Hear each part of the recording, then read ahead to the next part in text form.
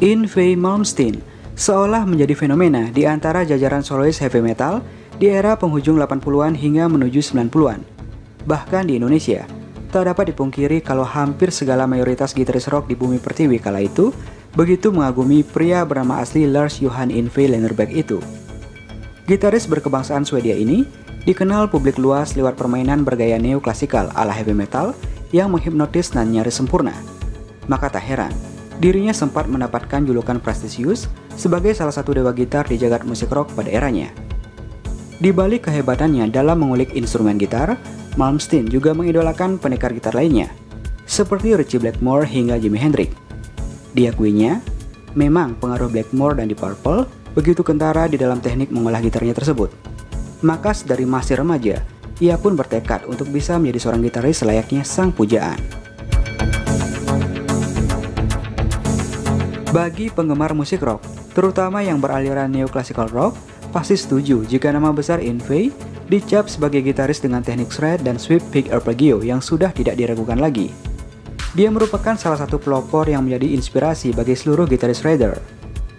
Setelah Eddie Van Halen pertama kali memperkenalkan teknik two-handed tapping tahun 1978, Yngwie meluncurkan album klasik shred dengan debutnya Racing Force yang mengembarkan komunitas gitar rock.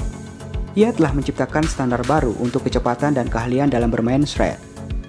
Warna neoklasikal yang dimainkan Yngwie adalah berdasarkan struktur komposisi dari J.S. Bach dan Niccolò Paganini. Setelah itu, muncullah para gitaris shredder yang menghasilkan sekian banyak album yang sukses. Sebut saja Paul Gilbert, Marty Friedman, Jason Baker, Richie Kotzen, Vinnie Moore, Tony McAlpine, dan Greg Howe, dan lainnya. Tidak bisa dipungkiri bahwa Yngwie lah yang merupakan pelopor teknik shred dalam gitar.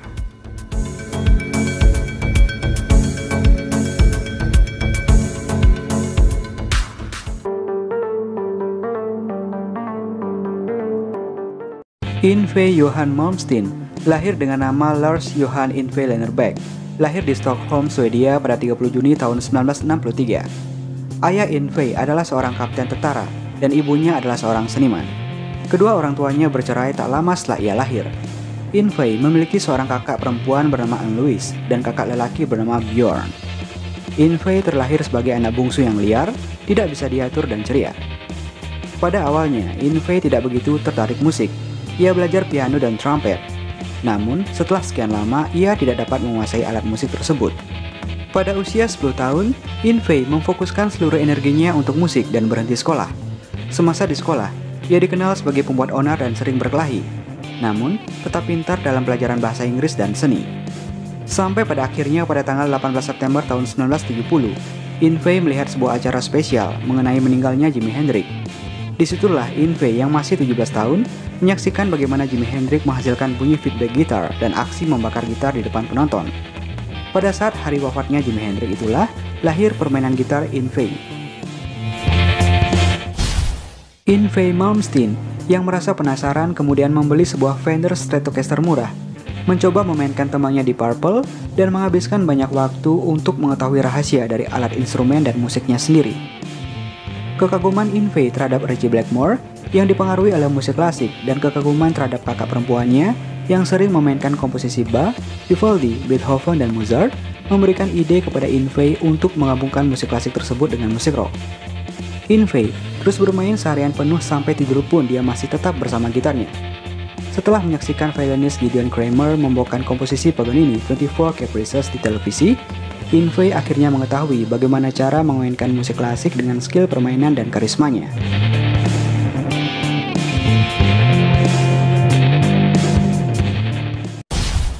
Di awal karirnya, Yngwie bersama beberapa temannya mencoba merekam 3 lagu demo dan mereka kirim ke studio rekaman CBS Swedia. Rekaman tersebut tidak pernah digubris atau diedarkan oleh studio di Swedia.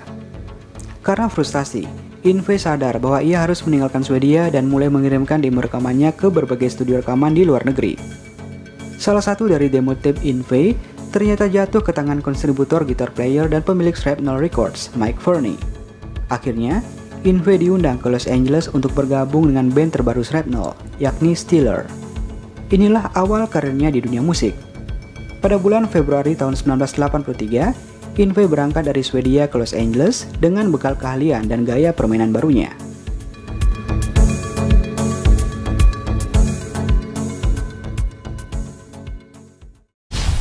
Permainan Yngwie mulai dikenal dunia dengan permainannya yang sangat cepat di intro lagu Hot on Your Heels. Saat itu, usianya masih 18 tahun.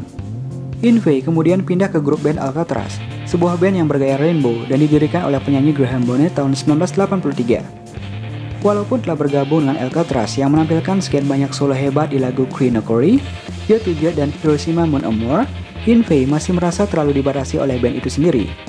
Akhirnya, ia berkesimpulan bahwa hanya album sololah yang bisa memenuhi idealismenya dalam bermusik.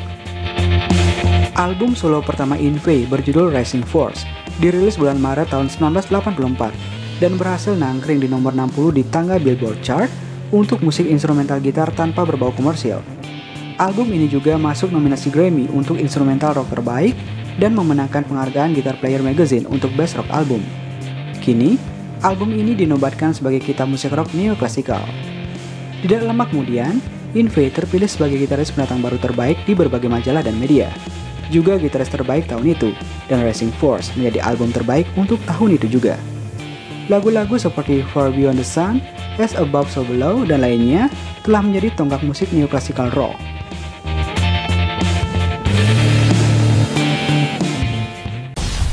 Selanjutnya, hampir setiap tahun Yngwie mengeluarkan album. Dalam hal ini, Yngwie adalah termasuk gitaris yang produktif dalam menghasilkan lagu. 4 album pertamanya yaitu Rising Force tahun 1984, Marching Out tahun 1985, Trilogy tahun 1986, dan Odyssey tahun 1988 selalu masuk dalam top 100 dalam hal penjualan album. Namun, di tahun 1987 adalah tahun cobaan untuk Yngwie. Ia mengalami kecelakaan dengan mobil Jaguarnya yang mengakibatkan dia koma hampir seminggu. Penyumbatan darah pada otak Yngwie juga menyebabkan tangan kanannya lumpuh. Dengan susah payah, Yngwie berusaha memulihkan dirinya dengan terapi. Tapi sayangnya tak berapa lama, ibunya yang amat dicintainya justru meninggal dunia di Swedia akibat penyakit kanker. Namun hal itu tidak mengendurkan semangat Yngwie dalam bermusik. Setelahnya, Yngwie Malmsteen kemudian merilis album berturut-turut seperti Eclipse tahun 1990, Fire and Ice 1992, Seven Signs 1994, dan seterusnya. Penggemarnya di Indonesia tentunya tidak asing dengan lagu-lagu seperti Dreamin', Heaven Tonight, dan lagu instrumental Krakatau. Atau pada album Eclipse seperti Making Love, Save Our Love. Dua album ini, Odyssey dan Eclipse, memang menunjukkan sisi rock klasikal yang agak pop dan komersial. Namun Yngwie tetap memperlihatkan ciri khasnya. Yngwie juga berhasil mewujudkan cita-citanya untuk bermain bersama dengan Tokyo Philharmonic Orchestra tahun 2001.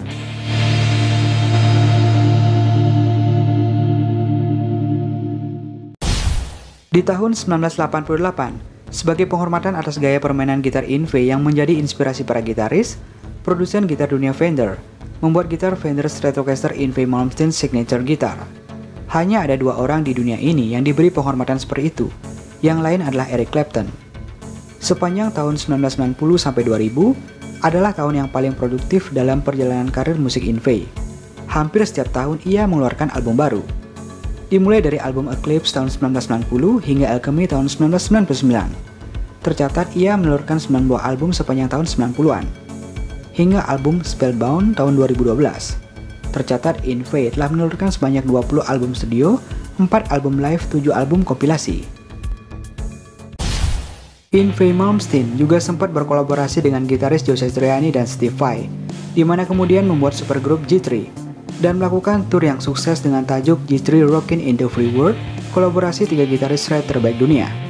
Yngwie yang merupakan shredder sejati, Steve Vai yang inovatif dan unik, dan Joe Satriani dengan teknik sederhana namun memukau, telah menjadikan kolaborasi tersebut melegenda. Tahun 2009, Yngwie dinobatkan sebagai 10 gitaris terbaik sepanjang masa versi majalah Time di peringkat 9. Di tahun ini pula, Yngwie meluncurkan sebuah album instrumental yang fenomenal. Di album ini, kita dapat mendengarkan lagu-lagu yang dirilis ulang dalam versi instrumental yang menawan seperti Forever One dari album Seven Signs, Like an Angel dari album Facing the Animal, dan Save Our Love dari album Eclipse.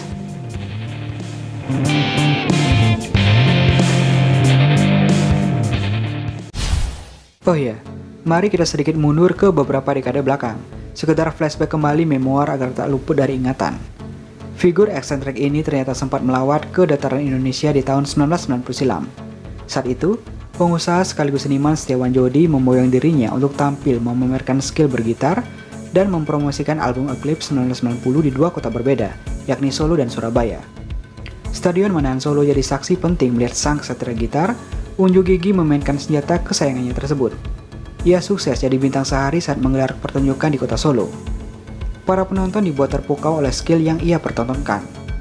6 tahun berselang, Yngwie kembali mengunjungi tanah Indonesia tepatnya di tahun 1996. Kedatangan keduanya kali ini adalah dalam rangkaian memberikan klinik gitar di Hard Rock Cafe Sarinah, Jakarta. Di lain cerita, untuk mengobati kembali rasa rindu kepada sang dewa gitar, Original Production dan Supermusic.id menggelar sebuah event akbar bertajuk Generation X, A Night of Guitar Asia Tour 2017. Acara dimeriahkan oleh 5 gitaris terbaik sekaligus di seantero dunia, antara lain Yngwie Malmsteen, Steve Vai, Nuno Bettencourt, Zakk Wylde, dan Tosin Abasi, yang bertempat di gedung Ecovention Eco Park, Ancol, Jakarta di tahun itu.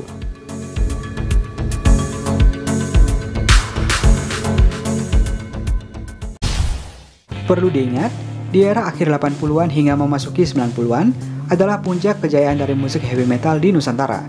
Di kala itu, bermunculan festival musik tahunan Cadas yang digagas oleh Louze Labor selaku promotor spesialis musik rock. Para peserta yang ikut berpartisipasi pun tak jarang yang menjiplak gaya teknik bermain shredding dan melodius andalan Yngwie Malmsteen. Dan juga kiprah bermusik Malmsteen di bumi pertiwi pun tak sembarangan. Lewat kelihayannya mengolah dan memainkan double gitar Fender Stratocaster andalannya itu, ia kerap kali dianggap bak pahlawan gitar oleh pemujanya yang juga rata-rata adalah pemegang instrumen gitar. Ya, tak dapat dipungkiri kalau hampir segala mayoritas gitaris rock, apalagi di Indonesia pada tahun itu, begitu mengagumi pria yang satu ini. Rock on!